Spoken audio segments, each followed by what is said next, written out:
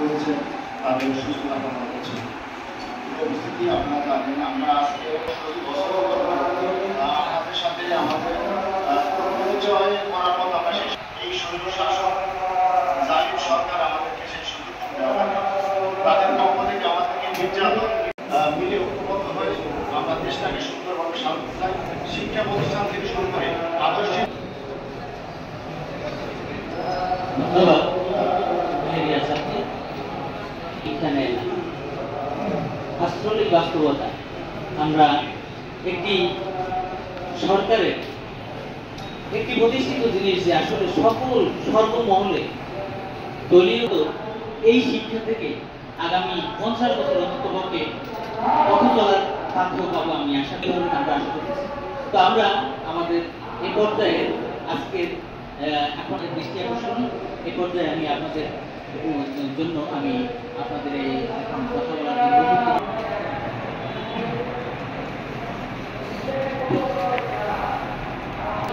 আসসালামু আলাইকুম প্রিয় সহকর্মীবৃন্দ। আজকে বাংলাদেশ জেলার কর্মরত সাংবাদিকদের সাথে এক মত বিনিময়ে মিলিত হয়েছেন জানাচ্ছি, পাশাপাশি প্রেস ক্লাব পক্ষ থেকে শুভেচ্ছা জানাচ্ছি।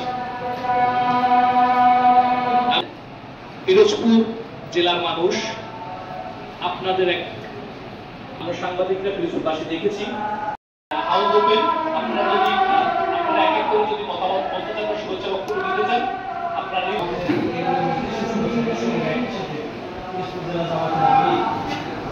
তার সাথে আমাদের শেষ সভা হয়েছিল বলেছিলেন যে যেহেতু আমরা ইসলামী রাজনীতি করি এই কারণে আমাদের প্রতি এত হামলা করা হয় বিষয়টা আমাদের স্পষ্ট।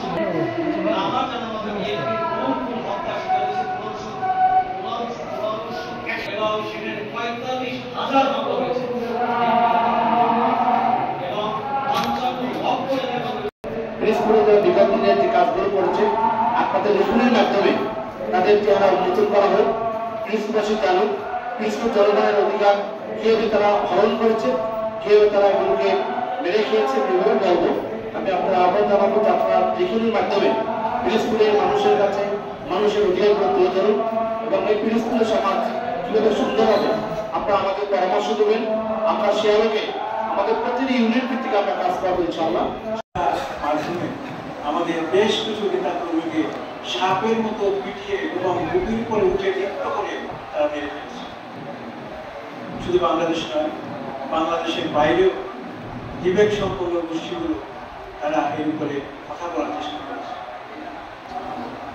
আমরা এই সমস্ত ঘটনাগুলি তীব্র নিন্দা জানাই এবং পাশাপাশি ছাত্র জনতার যে আন্দোলন পৃথিবীর ইতিহাসে এটা আমার জানা নেই যে এইরকম ভাবে আন্দোলন করে একটি স্বৈর শাসককে বিদায় দিতে পারে। আমি আমার সহকর্মীরা ছিল জেলের ভিতরে তাদেরকে আশ্বস্ত করেছি যে হতাশা হওয়া যাবে না, নিরাশ হওয়া যাবে না, এটা আমাদের চলার পথে একটি বাধা।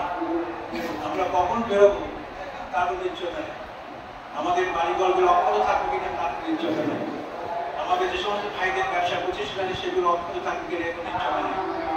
তবে আমরা আশাবাদী ছিলাম যে গভীর অন্ধকারের পরে অবশ্যা রাতের পরে আবার আপনার পূর্ণিমার দেখা দেয়, নতুন করে আবার সূর্য ওঠে, এই আশা আমি ব্যক্তিগত আলহামদুলিল্লাহ 5ই আগস্টে সরকারের পতন ঘটেছে।